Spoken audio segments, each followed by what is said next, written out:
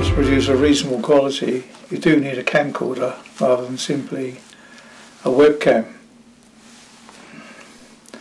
The two we're going to look at here shouldn't cost you more than $200 or $300. They are in fact simply home movie camcorders. They're not the real professional jobs you see for $2,000 or $3,000.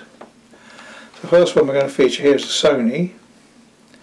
This is, you can see, extremely compact. Why it is so compact is because it comes with this docking module, which when you download the film into your camera, into your computer, sits on that docking module. So a lot of the electronics are actually on that bottom piece, and when you go walkabout, you leave that behind. So that's why it makes it so nice and compact.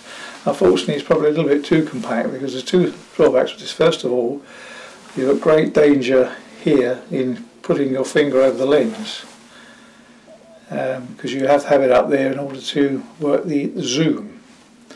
The other difficulty with this is the fact that it's bottom loading. The problem there is, you see, because that means that you have to unload the camera off the tripod when you want to change the tape. So if, for example, you're doing a seminar or something which is several hours, then of course you have to constantly go back every hour or so to take it off the tripod, change the tape. But this was my first camera, and obviously you do live and learn. But a very tiny one. It's very compact, it's very useful. The major difference again between this and the one I'm going to show you, in fact the one I'm recording now, is a Panasonic. And the major difference between these two in terms of quality is that this has got a single chip, whereas a Panasonic has a 3 CCD chip, which means it has 3 separate chips, each looking after one part of the spectrum.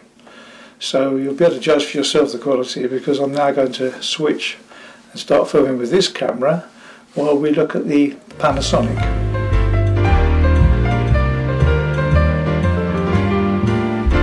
Here we are with the swapped over now. We're now recording with the Sony. So if you can see any difference in quality, it's primarily because that's a single chip, whereas the Panasonic I have here, that I've been using up to now, is a 3 CCD. In other words, you've got 3 chips, each dedicated to one part of the spectrum, which obviously gives you a better result. It's interesting that the 3 CCD chip normally found in these very expensive professional cameras costing $2,000 or $3,000. So major differences with this, apart from that, is the fact that this is side loading. As you can see, it's considerably fatter than the Sony, but the beauty of it is that, in point of fact, it's far more ergonomic. Your thumb falls naturally to the stop-start button for recording, and your finger falls naturally there. This is for the zoom, and of course it's well away from the lens. So in that respect, it's very much better design than the Sony.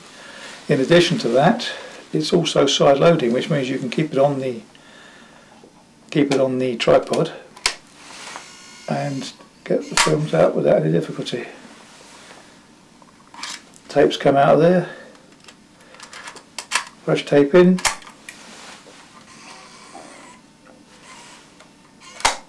and off you go again. So that's a very, very nice little camera, nice, well balanced, ergonomic. I'm extremely pleased with it, so highly recommend that. One of the other advantages this has is that you can also have monitoring headphones with this, which you cannot with the Sony. In addition to that, this also has a throughput of signal, which means that you could actually record direct, make the recording and record it directly into a hard disk. It has to be a special hard disk. It can't just be one that you can buy for $50. They're quite expensive, but it does mean that you save hours and hours of loading tapes. So if you're doing a whole day session, for example, instead of having about 8 of these little DV tapes to load, you simply go straight to the hard disk and start editing right away. So that is a tremendous advantage. It also, as you see, takes the DV tapes, so you can choose whichever method you use. So, highly recommended.